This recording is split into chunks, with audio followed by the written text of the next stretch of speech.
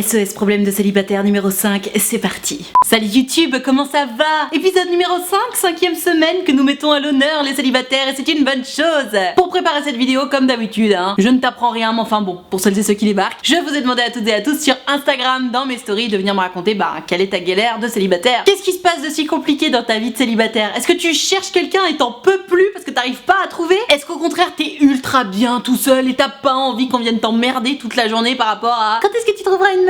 Et c'est ce qu'on va voir dans cette vidéo, j'ai envie de te dire, c'est parti. Bon on démarre avec Alphonse, clairement il est en galère, il a 28 ans, ça fait 3 ans qu'il est célib et puis il sait pas trop comment accoster quelqu'un quoi. Je te lis son histoire. Salut Nad, c'est Alphonse. Yo Alphonse, j'espère que tu vas bien, ça va bien, merci. Je suis un Alphonse de 28 ans, hashtag vieux, j'adore. Et je commence à ne plus croire en l'amour. En effet j'ai 3 ans de célibat en compteur et même en ayant changé mon image, je n'ai pas confiance en moi. Et donc accoster quelqu'un, ça relève de l'impossible. Que faire pour réussir ça? Merci, t'es la meilleure, hashtag célib en galère. Et mon Alphonse, la réponse est comprise dans la question. Ça va pas du tout Alphonse. Tu me dis, même en ayant changé mon image, je n'ai pas confiance en moi. Mais Alphonse, la confiance en soi, c'est pas une question d'image. Enfin si, la confiance en soi, c'est une question d'image que l'on a de soi-même par rapport aux autres. Malheureusement, toujours le regard des autres. Le fameux, le terrible regard des autres. Mais c'est pas en changeant ton image que tu vas prendre plus confiance en toi. Ça peut aider un petit peu, mais c'est pas ça le fond du problème. C'est comme si je te disais, ah putain ton gâteau il est pas très bon, et que tu me disais, ah attends, je vais changer le visuel. Et donc tu me fais un super glaçage, une super déco sur le gâteau et tout, et tu me dis, regarde, il va être meilleur. Je vais te dire non, il va être plus joli ton gâteau. Il va peut-être être plus à mon goût, ou à ton goût, ou à celui de Gertrude ou d'Alphonse, mais il va pas être meilleur. Et là c'est exactement pareil Alphonse. C'est pas parce que tu changes de coupe de cheveux, que tu changes de fringue, que tu changes de barbe, ou que sais-je, que tu vas te sentir mieux dans ta peau. Pas du tout. Encore une fois, ça peut aider. De la même façon que le glaçage, peut-être qu'il est très bon, ça va rendre le gâteau un peu meilleur. Pour toi, peut-être que ça peut aider d'avoir une nouvelle coupe de cheveux où tu te dis, ah tiens, je me trouve plus beau comme ça, etc. Mais c'est pas comme ça qu'on prend confiance en soi. Prendre confiance en soi, ça veut dire renouer le dialogue avec toi-même, renouer le lien d'amour que tu as par rapport à toi pour justement faire en sorte que le regard des autres, tu dises fuck. Parce que c'est ça le souci avec le regard des autres. C'est qu'il y aura toujours une personne, il y aura toujours un connard ou une connasse pour te dire non, j'aime pas trop. Ou alors non, je suis pas d'accord avec toi. Ou alors ah, c'est vraiment nul ce que t'as fait. Tu peux être Mère Teresa, il y aura toujours des connards pour dire que ce que tu fais c'est nul. C'est comme ça, c'est comme ça. Ça fait partie de la diversité de la vie, on est très content. Et donc c'est pour ça que je t'explique que si tu as un lien suffisamment fort avec toi-même, tu t'en fous du regard des gens parce que toi, étant donné que ton regard sur toi-même est bon, c'est tout ce qui compte. Or là, le souci, tu l'auras deviné, c'est que ton regard sur toi-même n'est pas bon. Et encore une fois, changer de coupe de cheveux, changer de fringue, oui ça peut aider un petit peu, mais ça ne va pas tout faire. Donc Alphonse, tu me demandes comment changer ça. Je ne vais pas te mentir, c'est un long travail. Parce que renouer avec l'amour de soi, l'estime de soi, oui c'est un travail de tous les jours. Et d'ailleurs, il y a des jours où ça va être très facile, où tu vas te dire oh là là, aujourd'hui je me sens beau, je me sens cool, je me sens sympa. Et il y a d'autres jours où tu vas te dire oh là là, putain, aujourd'hui je me sens comme une merde, je sais pas ce que j'ai. Tu sais, ça arrive, moi-même ça m'arrive très souvent, et je pense que ça arrive à tout le monde de toute façon. Et ces jours-là, il faut aussi l'accepter. Donc mon Alphonse, pour en revenir à ta galère de célibataire, parce que c'est quand même ça le sujet, tu m'expliques que comme t'as pas confiance en toi, tu n'oses pas aborder les gens, et comme je te comprends, à partir du moment où tu ne t'aimes pas suffisamment toi-même, comment veux-tu avoir la force pour aller voir une meuf ou un mec en te disant j'espère lui plaire, puisqu'à toi-même tu ne te plais pas suffisamment? Ah moi je comprends, ça doit être ultra difficile. J'ai un truc dans l'œil, c'est insupportable. Ça y est, je l'ai enlevé.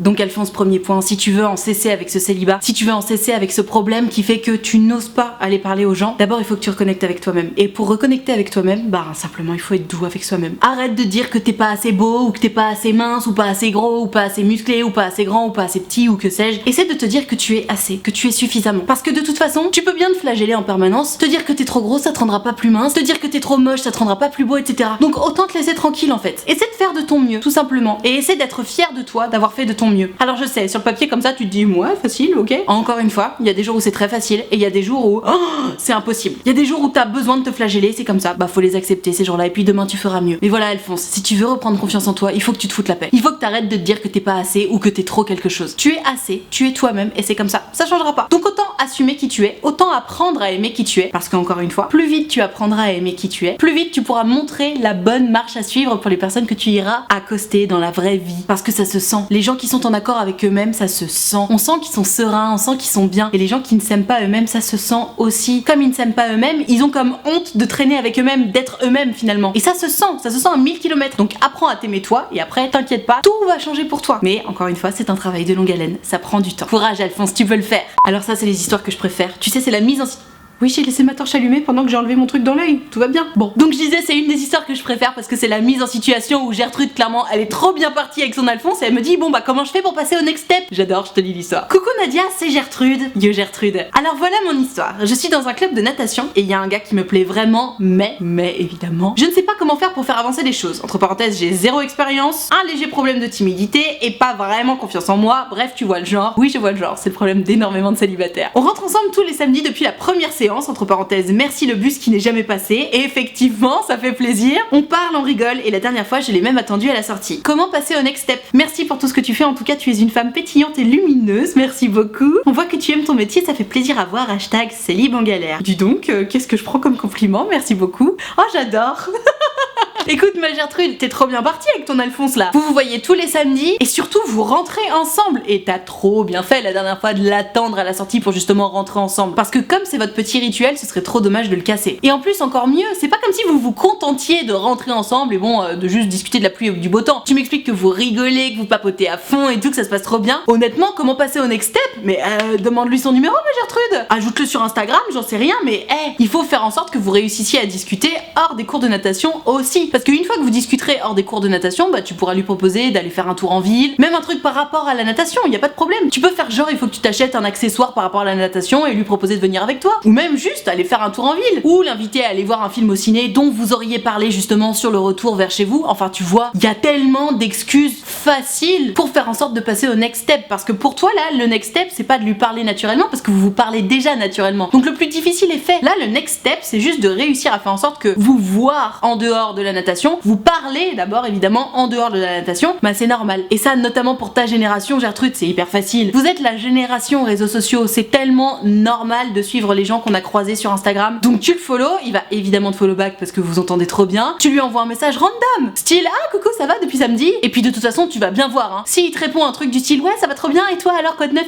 c'est évidemment meilleur signe que s'il te répond pas ou que s'il te répond oui, tu vois le délire. Et à partir de là vous papotez un petit peu et encore une fois je te dis, tu lui proposes de vous voir en ville, d'aller boire un café, d'aller acheter une bricole ou j'en sais rien, ou même d'aller chiller dans un parc, franchement mais n'importe quoi. Et si t'as peur que ça fasse un petit peu trop cramer dès le départ de sortir toute seule avec lui, bah peut-être que tu peux organiser un truc avec plusieurs personnes de la natation, à la limite. Mais vas-y ma Gertrude hein, franchement easy peasy ton histoire là. J'ai trop envie de savoir si ça va fonctionner. Mais honnêtement, moi je suis sûre que oui. Décidément on est vraiment sur le célib en galère de la confiance en soi. Je te lis l'histoire, c'est Gertrude, elle a 17 ans, elle est hétéro, elle est jamais sortie avec un mec, jusque là bon, pas de problème. Mais en fait son souci, c'est que à chaque fois qu'elle va essayer d'aller parler à un mec, elle se dit oh là là mais il va trop croire que je veux sortir avec lui, alors que même pas forcément. Et du coup ça lui pose trop de problème. Je te lis l'histoire, on va en parler, j'adore cette histoire. Coucou Nadia, j'espère que tu vas bien. Toujours pareil, ça va très bien, merci. J'ai 17 ans et j'ai un gros problème qui me handicape dans la vie de tous les jours. J'ai peur d'aller parler à un garçon et ça depuis toujours. À chaque fois j'ai l'impression que le mec va croire que je voudrais sortir avec lui, ou même je me sens juste pas à l'aise avec un mec. Je suis jamais sortie avec un mec. Je suis hétérosexuelle et je ne sais pas pourquoi ça me fait ça. Voilà, j'espère que tu pourras m'aider. Bisous Nat, continue tes vidéos, elles m'aident beaucoup. Hashtag Célib en galère. Et bah écoute ma Gertrude, il est très simple ton problème. Il y a un moment dans ta vie, je sais pas à quel moment, mais il s'est passé quelque chose où dans ta vie, tu as juste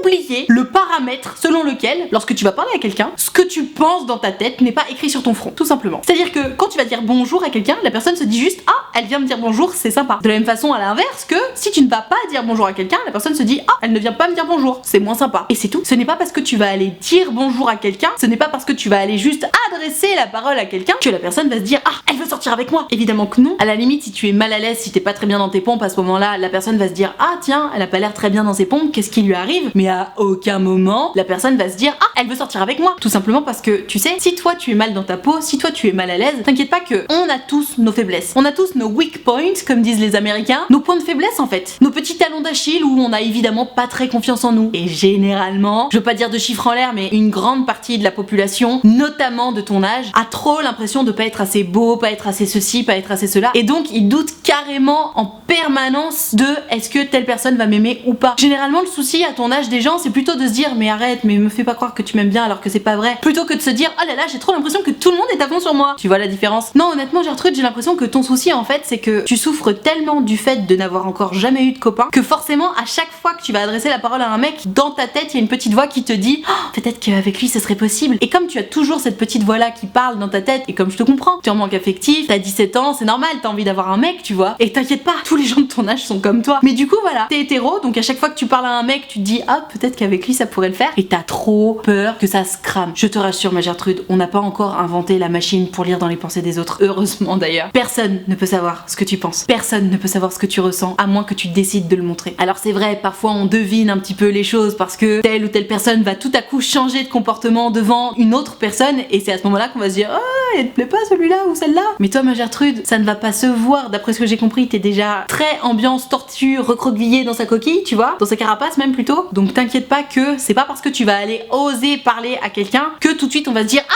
elle est à fond sur lui. Non, non et non. Rends-toi compte encore une fois qu'il n'est pas écrit sur ton front ce qui se passe dans ta tête. C'est très important. Ce qui se passe dans ta tête, personne ne peut le savoir tant que tu n'as pas décidé de le montrer. Vraiment. Donc ôte-toi cette idée de l'esprit parce que elle t'empêche d'avancer en fait. Cette espèce de vide que tu ressens au fond de toi du fait de n'avoir pas encore eu de copain et le fait que ça te pèse, c'est justement parce que t'oses pas aller parler au mec. Mais du coup, c'est parce que t'oses pas parler au mec que tu n'as pas de copain. Donc tu vois, c'est un cercle vicieux et il faut absolument que tu le casses. Arrête de te dire que les gens vont s'imaginer que tu veux sortir avec eux, et quand bien même Gertrude, rends-toi compte quand même que si jamais ils s'imaginaient que tu voulais sortir avec eux, on s'en fout, parce que déjà, soit c'est pas vrai, auquel cas bah tu t'en fous, puisque de toute façon t'étais pas intéressé, soit c'est vrai, et auquel cas c'est une très bonne chose, parce qu'encore une fois, la drague, c'est l'art de faire comprendre à l'autre qu'il ou elle te plaît. Donc dans tous les cas t'es gagnante. Allez, on va laisser peser, on passe à l'histoire suivante. Une vraie galère de célibataire ça. Et en fait, en vrai, ça arrive tellement souvent qu'il faut absolument que je traite cette question, je te la lis. C'est Alphonse qui me raconte, hello Nad. J'ai une relation plutôt originale avec mon crush, c'est une Gertrude. Elle sait très bien que je suis en crush sur elle parce que je lui ai dit, et au moment où je le lui ai avoué, elle m'avait répondu qu'elle était déjà en crush sur un autre mec. Aïe, ça arrive. Mais déjà, bravo d'avoir avoué tes sentiments. Malheureusement, je ne sais pas qui est ce mec-là. Bref, du coup, j'hésite à aller lui parler par peur de créer une situation assez gênante. Penses-tu que je devrais en savoir plus sur son crush ou abandonner? PS, j'adore ce que tu fais, continue, bisous, hashtag célib en galère. Bah écoute Alphonse, comment te dire? Tu sais, moi très souvent dans mes vidéos, je dis, ah, si t'as un crush et que tu vois que ça avance pas trop, n'hésite pas à avouer tes sentiments, comme ça au moins t'es fixé. Et là, bravo, c'est ce que t'as fait. T'as dit à cette Gertrude que t'étais en crush sur elle, bravo, parce qu'encore une fois c'est pas facile, et t'as été fixé. C'est-à-dire qu'elle t'a dit, ah ben désolé, je suis en crush sur quelqu'un d'autre. Dois-je encore rappeler cette phrase merveilleuse qui est tellement vraie? Tant que c'est pas oui, c'est que c'est non. Or là, désolé, mais je suis déjà en crush sur quelqu'un d'autre, on est d'accord, ça n'équivaut pas, hein? Oui, moi aussi je suis à fond sur toi, sortons ensemble. Donc ça veut dire que la réponse est non, je ne suis pas intéressée. Et quelle que soit la raison pour laquelle Gertrude n'est pas intéressée, à partir du moment où la réponse c'est non, évidemment qu'il faut pas continuer. Alphonse, tu es fixé, elle t'a dit non. Pourquoi tu veux continuer? Pour te casser encore plus les dents?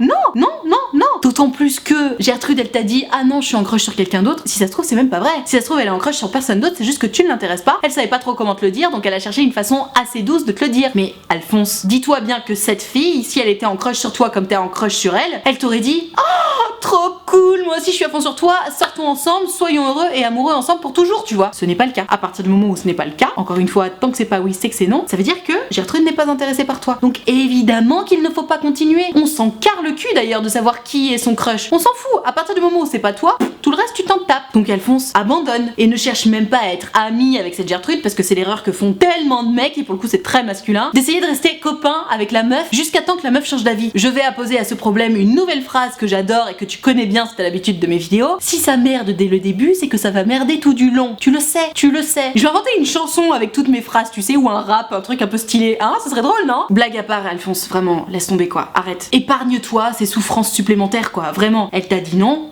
on passe à autre chose. Allez, courage Alphonse. Des meufs, y'en a plein d'autres. En plus, elle a eu l'honnêteté et la gentillesse, entre guillemets, de te dire non, je suis pas intéressée. Donc c'est cool. T'es fixé. Maintenant, on passe à autre chose. Si tu restes bloqué sur elle, tu vas être malheureux. Parce que tu vas continuer de te mettre des faux espoirs quelque part où bah y a pas lieu d'être quoi. Donc allez Alphonse. Move on, passe à autre chose, courage. On enchaîne avec Gertrude qui ne comprend pas pourquoi elle arrive pas à trouver quelqu'un qui veut pas juste un plan cul ou qui ne la considère pas juste comme son second choix. Elle aimerait trouver quelqu'un avec qui se poser et juste elle trouve pas et ça la saoule, elle est fatiguée émotionnellement. Comme je la comprends, je te lis l'histoire. Hello Nad, c'est Gertrude. Yo Gertrude. J'ai 22 ans et depuis ma rupture avec mon ex-copain il y a 3 ans, entre parenthèses c'était une relation de 3 ans, je ne trouve personne ou plutôt rien de concret. Je suis ouverte aux rencontres, je suis patiente, peut-être même trop, mais soit le garçon veut que ça débouche sur un plan cul, soit je suis juste la nana de transition ou encore le second choix, ou même la nana caprice du gars et basta. Bref, au final je n'arrive jamais à avoir de vraies relations, entre parenthèses je ne m'attends pas non plus à trouver l'homme de ma vie tout de suite, juste j'aimerais avoir quelque chose de plus sérieux et de concret. En gros je ne sais pas où je foire et je me demande vraiment qu'est-ce qui fait que je suis toujours la bonne poire. Je suis fatiguée émotionnellement parce que forcément ça crée des déceptions parfois violentes pour l'estime de soi. Je prends du temps pour moi pour être seule, je n'ai pas peur d'être seule, mais j'aimerais avoir quelque chose de stable sur le temps. Bref, merci à toi et à Booba Booba te remercie également, il fait dodo. Hashtag célib en galère. Alors moi Gertrude, dans ta question il y a quelque chose qui me dérange. Tu me dis, je ne sais pas ce que je fais qui fait que ça foire. Gertrude, c'est pas ce que tu fais qui fait que ça foire. T'as 22 ans. Potentiellement tu t'intéresses plus ou moins aux mecs qui ont un peu ton âge. J'en parle régulièrement dans mes vidéos, j'ai quand même remarqué que les mecs, c'est moins un trait qu'on retrouve chez les femmes, mais j'ai observé vraiment chez la gente masculine que plus ou moins jusqu'à 30 ans, les mecs ils aiment bien batifoler. Il y en a évidemment qui ont envie de se poser, mais c'est loin d'être la majorité. Beaucoup de mecs qui ont la jeunesse dans l'âme, donc en gros jusqu'à la trentaine, ils aiment bien batifoler, ils aiment bien se taper plein de meufs, ils aiment bien faire la fête et tout, et qui pourrait leur reprocher? Ils ont raison, ils profitent de leur jeunesse. Mais du coup ça fait que toi là, t'as 22 ans, t'as envie de te poser, et c'est souvent un peu plus le cas des nanas, t'as envie de te poser et tu te casses les dents sur des mecs qui vont vouloir juste un plan cul, ou alors qui vont te considérer comme leur second choix, ou alors comme tu dis, tu seras leur nana caprice, c'est-à-dire qu'ils voudront juste coucher avec toi et puis après ciao. Bref, tu te retrouves face à des mecs qui n'ont juste pas envie de s'engager et encore moins avec toi. Comme je comprends la difficulté de cette situation, ma Gertrude. Malgré tout, dans tout ça, ce qu'il faut que tu comprennes, c'est que c'est pas toi qui fait que ça foire, c'est pas toi qui fais quelque chose de mal. C'est juste que tu te retrouves confronté à des personnes qui ne veulent pas la même chose que toi. Et là où peut-être que tu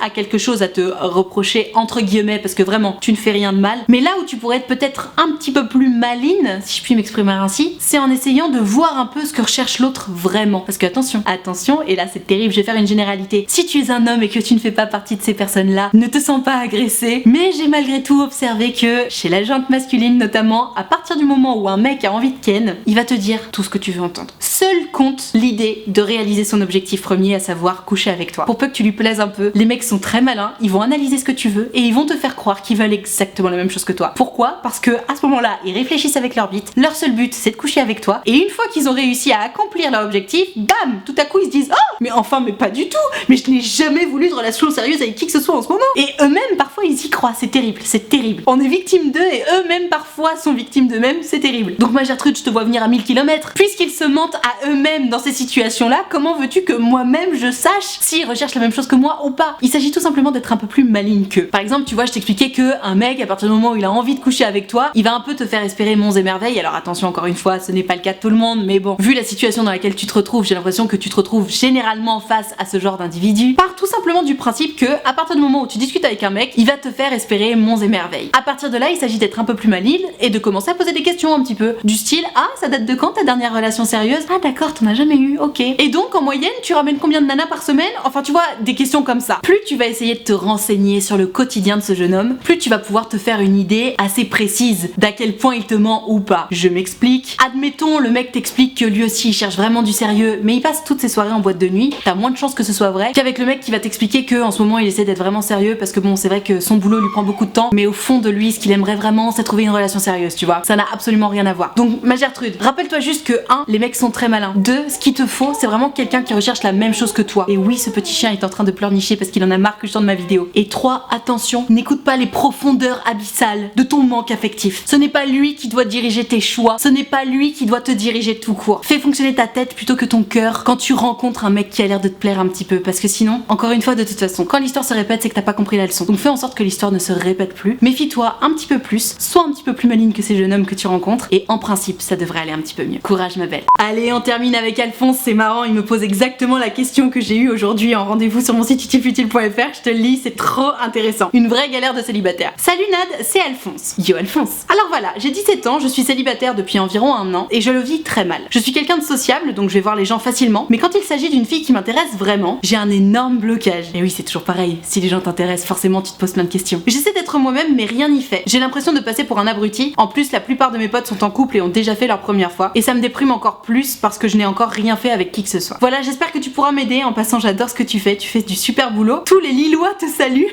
j'adore. Bisous et merci d'avance, hashtag célib en galère. Alors mon Alphonse, comme je te comprends, c'est un problème tellement récurrent. T'arrives pas à comprendre pourquoi, avec 100% des gens, tout va bien, tu t'exprimes hyper bien, t'as pas peur d'aller voir les gens, etc. Mais le jour où tu te retrouves en face de quelqu'un qui te plaît, boum, y a plus personne. Y a plus personne, tu te poses des questions de merde du style ah, qu'est-ce qu'il ou elle va penser de moi? Ah, mais je vais passer pour un abruti. Et du coup, plutôt que d'essayer de malgré tout te comporter normalement, hop, y a plus personne. Limite tu fuis, tu recules, tu préfères juste ne pas être là plutôt que de potentiellement passer pour un con devant quelqu'un qui te plaît. Alors je te rassure, on est tous pareils, mais c'est tout à fait normal. Moi-même régulièrement, quand je croise quelqu'un que je trouve particulièrement beau, je me dis oh là là, et je n'ose pas être moi-même. On est tous pareils, c'est tout à fait normal. Regarde, Booba il est lui-même, il pleurniche en permanence, il adore ça. Et donc Alphonse, au final ton souci c'est comment faire pour réussir à me comporter de façon naturelle face à des personnes qui potentiellement pourraient te plaire. Je vais te le dire. En fait, il s'agit d'observer un peu quel est ton comportement naturel avec les gens. Quelle personne tu es face à une nana qui ne te plaît pas. Comment tu te comportes? Est-ce que tu oses faire des blagues? Est-ce que tu oses naturellement parler à cette nana? Ou est-ce que tu restes plutôt en retrait et c'est plutôt cette nana qui va venir te parler? Une fois que tu auras identifié ce comportement naturel chez toi face à une meuf ou à un mec, d'ailleurs je sais pas quelle est ton orientation sexuelle, qui ne te plaît pas particulièrement, réfléchis à cette meuf ou à ce mec qui te plaît et pose-toi la question de pourquoi je n'arrive pas à me comporter de la même façon avec cette meuf ou ce mec qui me plaît pas et avec cette meuf ou ce mec qui me plaît. Rends-toi compte qu'au final, parce que je pense qu'on est tous un peu pareils, le souci, comme tu dis d'ailleurs dans ton message, c'est que t'as peur de passer pour un con, t'as peur de passer pour un gros naze, et donc plutôt que d'arriver dans cette situation-là,